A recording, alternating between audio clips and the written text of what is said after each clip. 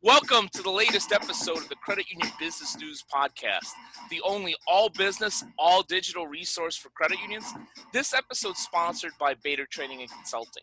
We create environments where employees actually want to come to work and members want to keep coming back. Hi, I'm Ken Bader, your host for the Credit Union Business News Podcast, and I have a very intriguing guest today. Let me tell you a little bit about her. Her name is Rita Ward. She is the Regulatory Audit and Compliance Director for RAD, R-A-D-D, and I forget exactly what that stands for, but I bet you Rita's going to tell me. She's got all kinds of letters behind her name: CIA, CDIA, CRMA, WTF, all those fun things. We might talk about that too. Just basically tells you that she is an expert at compliance. But she has had this experience for over 16 years working in finance, business administration, and internal audit. I know all you credit union people love those. Before joining RAD, she was the AVP of internal audit for CIT Bank, which is now known as First Citizens Bank, but we won't hold that against her here on the Credit Union Business News Podcast. Her responsibilities included consumer lending, consumer banking, deposits, consumer accounting, wires, commercial lending, IT, ELC, compliance service, and socks. And I don't think that means my Chicago White Sox, my favorite baseball team. But before I go on anymore to tell you how great Rita is, let me just welcome her to the show. Rita, welcome. Thank you for having me on today.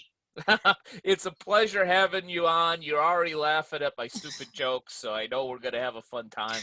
As fun as we could possibly have with compliance. I know that's been my favorite subject as a entrepreneur, branding expert, business development person in the credit union industry for years.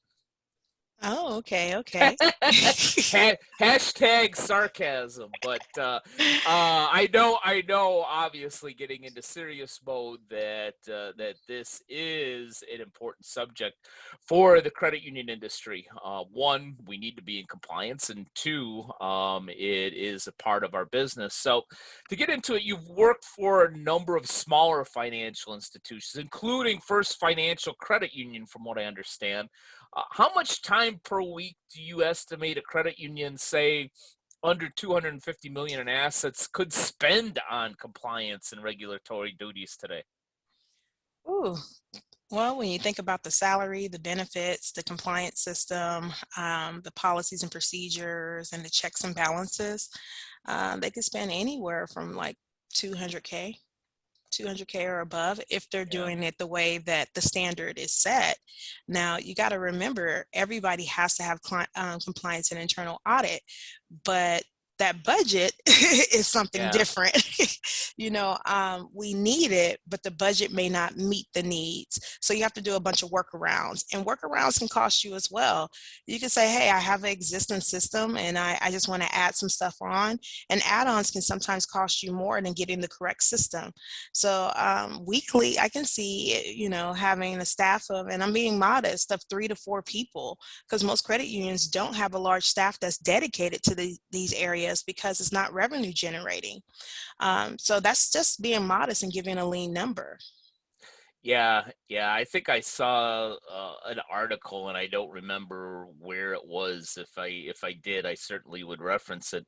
But I think I saw something to the point of maybe 70% or more of an executive's time at a small credit union actually goes to compliance and regulatory issues, and yeah, that's not even taking into account the cost of that. That's just the time cost. Exactly. And then you got to look at too how they're structured as well. You can have an internal audit department, you can have a compliance department, and in some of these credit unions, they're operating as one when they're Yeah. supposed to be separate. So that's a chance that they take as well. If you're actually set up as individual departments, then that lets you know the cost is a little bit more higher, as opposed to having internal audit under compliance, reporting to the CCO, which they shouldn't be. They should be reporting to the compliance committee. Well, that's a perfect segue to one of the questions I really wanted to ask, which is, and you may have just answered it, is what are some of the biggest credit union mistakes that you see out there when it comes to compliance and regulatory duties? Interpretation. Hmm. Everybody likes to interpret the regulations their way. If you have a compliance officer, no pun intended, compliance officers. If you have a compliance officer with a legal background, Yeah. they tend to want to interpret the regulations their way, and that is a big mistake. I have seen so many people have self-inflicted injuries doing that. The next thing is Hopefully figuratively, not literally. no, no. Are they falling downstairs? Are they getting beaten by the board? What's going on? No. I'm talking about in the term of penalties and reputational damage. I've also seen, as I gave an example of internal audit departments and compliance departments together, and I've seen the CFPB rip them apart for having that set up because there has to be a separation between the two. I've seen systems that were not applicable to compliance used for compliance. And that goes back to where I said people are like, oh, I have a system in place and I paid $20 million for it and I'm not about to buy another one. And they do an add on thinking it would suffice and it doesn't. Regulations and the laws are very clear. So there's no gray area, there's no workaround. Either you're doing it or you're not. And those are the areas that I see people make a lot of mistakes in over and over. Yeah. Does do you find when it comes to the NCUA or some of the state regulators that there's some of that same confusion with interpretation per se, where a credit union is being regulated by one particular individual for a number of years, and all of a sudden there's a change, and what was acceptable for a decade all of a sudden isn't without any regulatory actual law changes? Do you see any of that? Oh, all the time. All the time. That's why I always tell people don't get too buddy buddy with your regulator or your EIC. If they get a promotion, you get somebody else that's in there. They may say, "Hey, don't worry about that. That's okay. I see it in this area." Just because they said don't worry about it doesn't mean the next person will, or the person that may review the support that you provided. That happens a lot. I had one credit union, their regulator was there forever. He was almost family. He left, a new person came in, ripped them apart, and almost took their license to lend. Wow. Yeah, so that happens a lot. Yeah, losing your license to lend, that's a bit of an issue for a business that basically just buys and sells money. Exactly. I was like, whoa. Every regulator, every auditor, every EIC has their own lens of looking at the product and looking at the support and looking at the evidence. Long as you stick to what exactly they're asking for, you will be okay. And that goes back to where I said the interpretation piece. Yeah. Yeah, and yeah, I joke many times, and obviously, as somebody that focuses mainly on the sales, marketing, and branding portion of a business, yeah, compliance can be a little bit of a hindrance in my mind to moving forward. If anything else, and don't get me wrong, I understand the necessary evil for it, because even with compliance and regulation, unfortunately, like I saw with Louisville Metro Police Officers Credit Union, you lose your credit union. They were committing Yeah. fraud, and we need these regulations so that we can protect the members, so we can protect the consumers. So I'm not ignorant to that. Where I get frustrated is going back to my point earlier of that 70% number that I threw out there.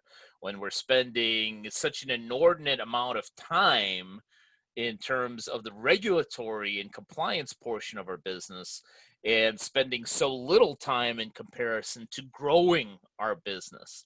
So, to that, what are you, other than obviously working with Red, what are some suggestions that you may have in terms of logically outsourcing some of this stuff so that credit unions can worry about the main thing, which is the business of serving their members and serving more members, but the compliance and the regulatory issues can still be under control?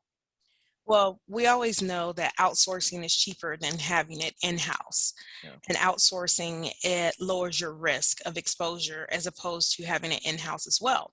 Because when you outsource, you're outsourcing to subject matter experts. You know Hmm. what I mean?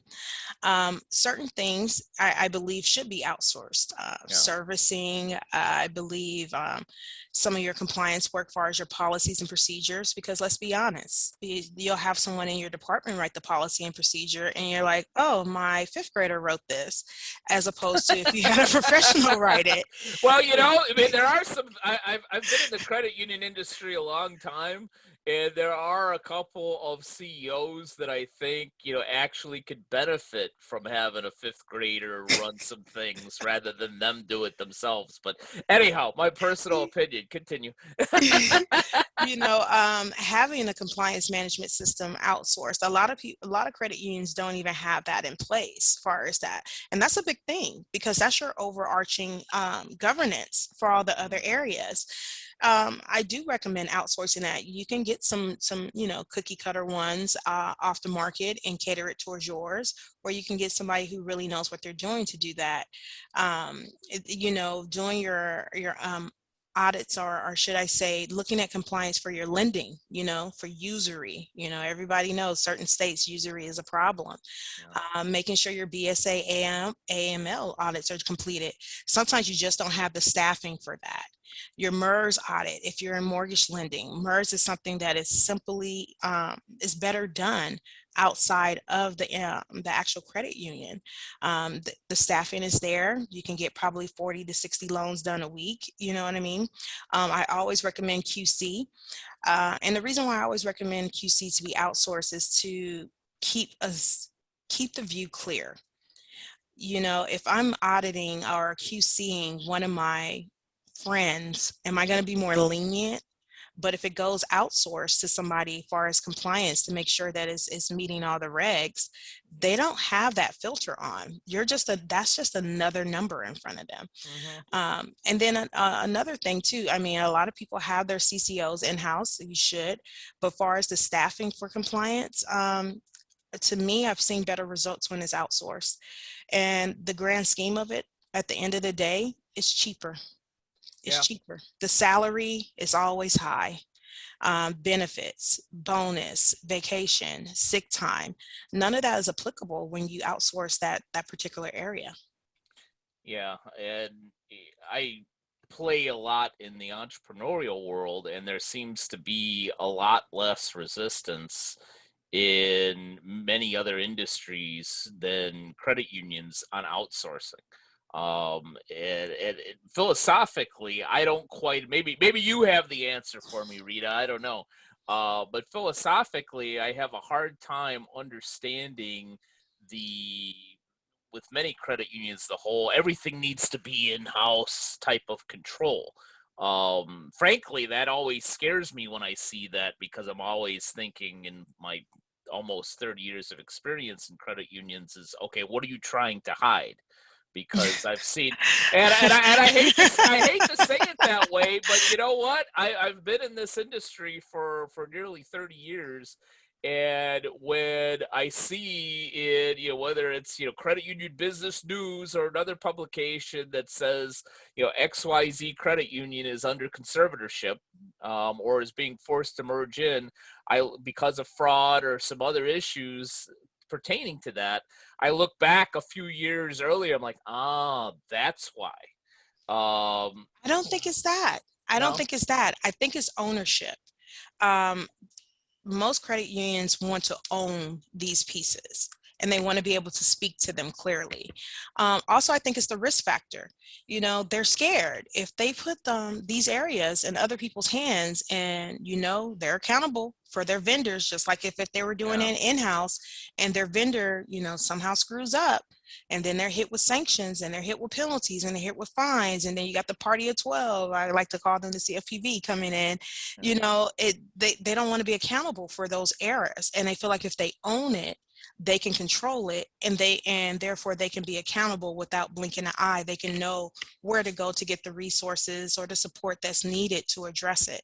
So I don't think it's more of the hiding. I think it's more of you sign it, you own it. Now a word from our sponsor, Bader Training and Consulting. BTC is the creator of the B plus C plus S formula. Our clients that implement that formula increase their net income by 124% and grow their business by 17% on average. The best place to start working with Bader Training and Consulting is with our B plus C plus S audit. The service pinpoints issues as well as attributes of your business's unique brand, culture, and strategy.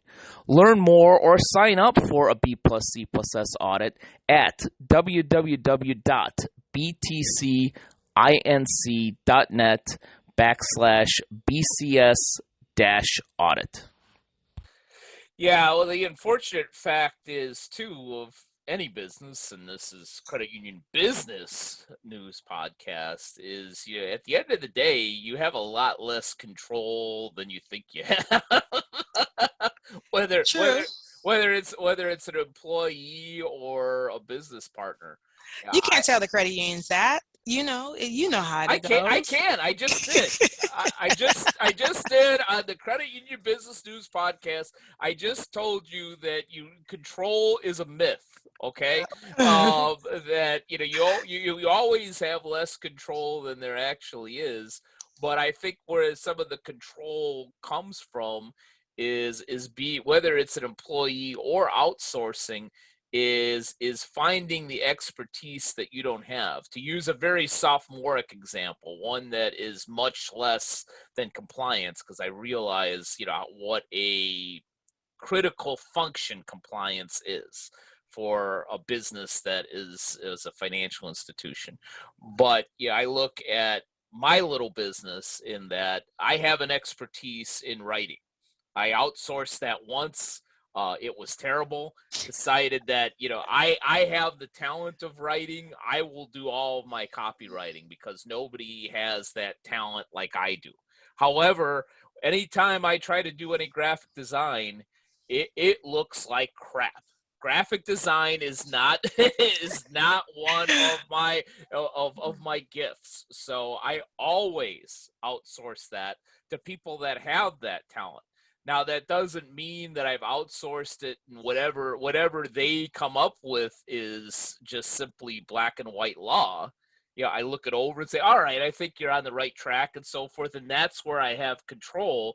But I think trying to control everything when you don't have the expertise in everything, that's where you run into a problem. So in the case of credit unions, their expertise should be taking care of a specific niche of members better than anybody else could.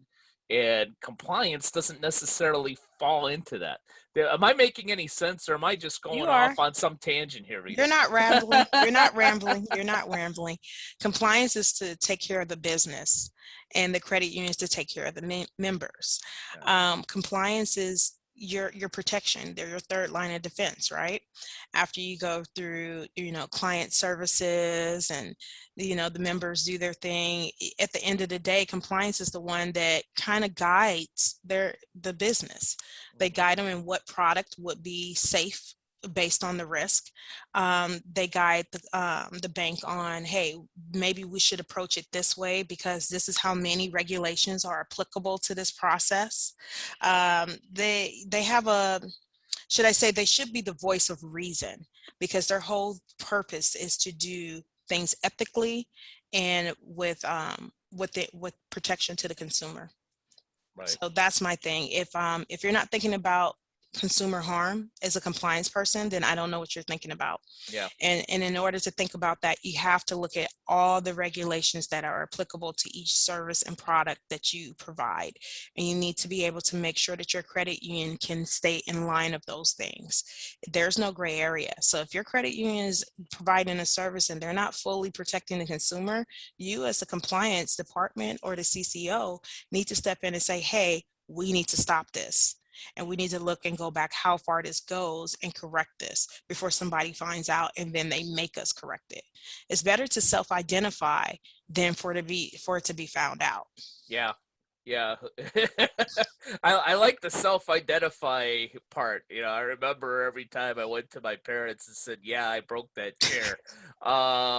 That it was a lot easier on me than later on if they found the chair sticking in against the wall, kind of hiding somewhere. Hey, some of Um, those lessons from a kid carry on with you to adulthood, right? Those yeah. lessons don't change. Well, the funny thing is, Rita, is when I was 16, I did break a chair and I did hide it. And I actually did get away with it. And I remember sitting there with my dad maybe 20 years later saying, "Remember that frickin' chair?" I broke that chair. And then he had a response which was something like, "You little something." Anyhow, so more about my childhood than you or anybody in our audience needed to know. Um, Looking forward, here we are in May of 2021. Regardless of what anybody's political affiliations are, we've got a new president. Odds are he's going to be here for at least the next 3.5 years or so. What does regulatory laws, regulatory burden, as many credit union executives like to phrase it, what might that look like over the next 2 to 3 years, and what might they want to prepare for? In my opinion, Sure, go this for it. isn't factual. In my opinion, get ready. Yeah, Get ready. Trump was for the business. He was for the business. He was for business owners. And I know Biden is more about consumer protection. yeah, So I have a couple of friends that are EICs for the CFPB, and I have a couple for the DOJ. And I know they have been given marching orders to gear back up, just like how they did in the Obama term. yeah. So it is better to get your compliance areas together and your internal audits area together now, because they're quiet now, and we always know it's a quiet before the storm. I do just prepare yourselves. Yeah, I share your opinion. Again, having been in this industry for quite a while, regardless of what your politics are or who you support, I remember back in 2015, 2016, running a conference for credit unions, and we talked about that in particular, saying whether you like Trump or not, He's for us. this is He's for our business. yeah, this is probably what regulatory compliance is going to look like, and it did. And I think that, again, whether you like Biden or not, I'm not going to go there. I do think that, yeah, I agree with you, Rita, that He's going to you're go going to have to back. prepare. Yeah, He was part of that legacy. You know what I mean? He was the vice president when that got all started and kicked off, and they were cutting their teeth and making their name. And then yeah. Trump just, mitigated that. He calmed them down. Now Biden's back in there and he's the president. Why wouldn't he want that legacy to kick back up and keep going? So what should we do if we agree with your opinion, and I personally do? What should we do as if we're a credit union executive to prepare for that? Should we just shut down the whole operation and merge with a larger one and say, "Yeah, you know what? To heck with this"? Or Uh, are there things that we can do to prepare ahead of time? don't shut down, because the business is always business, and I can tell you the larger your deposits are, the bigger the target you are. Yeah. So that's one thing I can say. What I personally would do is start looking at my CMS, my compliance management system, and I would start looking at my UDAP policy. I would start looking at my GLBA policy. I would start looking at my SCRA policy, because I can tell you right now, if something goes on with that, DOJ does not play. They put sanctions against their own union. The Navy Federal Credit Union had to pay because they were repossessing people's stuff that were actually on active duty. Yeah. I believe they paid out a tune to $50 million in penalties for Wow. that one. So get ready. You need to make sure you have policies that are applicable to those regulations. And everybody knows regulators love to throw around UDAP. UDAP. Just be prepared. Look at your credit reporting. Get you a credit reporting team and start looking at your bullseyes. When it comes to your deposits, make sure the SARs are filed. Look at your BSA, AML. Just get think of compliance all the way around. But the first place I would start would be my compliance management system. If you don't have that, I don't know how you have anything else. Yeah, interesting. Interesting, and it sounds like really good advice as well. So, and for any of you that might be members of Navy Federal Credit Union, keep up with those damn truck payments because they'll take that sucker apparently. It will. Uh, And you know what? And another area of concern that people don't really think about that they should, which is always a trigger to get a regulator into your credit union, is consumer complaints. mhm, Be careful with consumer complaints. Don't underestimate or downplay a consumer complaint, no matter how small it is, yeah, because that one that you think is small, that's just lingering, dragging out, 6 months later, you will get an engagement letter. yeah. So watch those complaints. Yeah. Well, and that's for compliance reasons and branding reasons. I always tell my credit union clients don't let those complaints, especially if they're out there on the web, Facebook, Yelp, any of those, just linger there because I think a lot of times what credit unions will think, and many times it's legitimate. Sometimes you have that one member that's just simply unreasonable, that just doesn't understand the reality of the situation, but chooses to put stuff out there.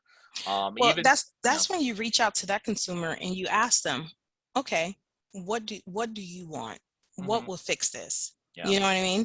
I mean, because it's easy to complain, but it's hard to come with a resolution. yep, You're telling me I broke this, but tell me how you expect for me to fix it to your satisfaction level. That's how you deal with those complaints. yeah. I completely agree. I always tell credit unions to do what I call the bounce, which is, and I learned this. If my dad's actually watching, I learned something from you.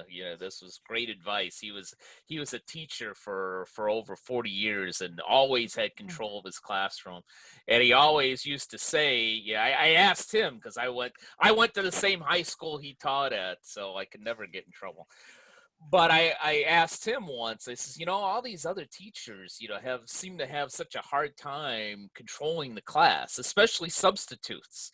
How come your class is always in control? He says, and he told me one of the secrets, which was sometimes people want a forum. Yeah, and sometimes today that forum is online and they want other people to pile on and say, hey, look how important I am, and pointing this out and being like a class clown in his situation. He said he would always do the come on, let's talk for a minute and go out in the hallway where there's nobody else around and they're not performing for their friends, and then all of a sudden it comes down quite a bit. That same thing works with credit union members, is to bounce them out of that online and actually say, you know what, yeah, I'm more than happy to talk to you about this problem. Why don't we set up a time for you to come into the credit union and I'll talk to you one on one and we'll see what we can do to take care of this. 9 times out of 10, I found that that's when the conversation stops Yeah, yeah. because they don't want to come in and resolve it. They want to be on Facebook or Yelp or They just want to be wherever else heard. and bitch. They just want to be heard. They just want to be heard. Yeah, Normally that does calm it down when you say, hey, what is your expectation? yeah, What will resolve this? That completely turns it on them. yeah. Yeah, great advice. Well, last question I have for you, and possibly the most important question, is where can our audience find RAD? Especially, first off, tell us what RAD stands for and how best can they find your organization for some compliance help out there? I was wondering when you were going to let me say what RAD stood for. RAD is Risk Advisory Direction and Delivery. You can find us on the website, radllc.com. You can call us on our 800 number, which is 833-RAD, RADD, or you can reach out to me directly if you want at Rita at radllc.com. We're here for all of your compliance needs, your internal audit needs, your cannabis-related banking needs, and also for your mortgage lending needs as well. Especially those cannabis needs, that's becoming more and more. I've never partaken myself. Think I'll I probably don't either. keep it that way, but yeah, that seems like a good business opportunity. But Yeah, a Rita, lot of credit unions are getting into that area, yeah, so we offer support for that as well.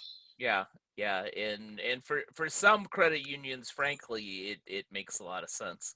But Rita, I had the most fun with any compliance expert in a conversation ever in this last half hour or so. Seriously? Seriously. Compliance is fun. Compliance is fun. And you know why I say it's fun?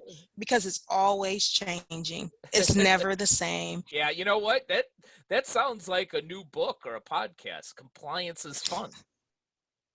It is. It Yeah. is. I know a business that can help you launch that podcast. Oh, what business is that? Boy, I wonder, Rat. I wonder what. Yeah, maybe Oh, maybe that could be a whole new business model for you. But before we completely go off the rails here, Rita, I really appreciate your time and thank you for so much great insight. thank you for having me on. I would love to come on again anytime in the future. This was an awesome experience. Thank you again. My pleasure. And thank you to all of you who have either watched or listened to this episode of the Credit Union Business News Podcast. And we'll be back with you next week with another great episode. Thank you for listening to the Credit Union Business News Podcast. Learn more about credit union business news at creditunionbusiness.com. Suggestions for the Credit Union Business News Podcast can be directed to Tim O'Hara at tim@cubusiness.com or Ken Bader at kbader, B-A-T-O-R, at btcinc.net. To learn more about this episode's sponsor, please go to btcinc.net.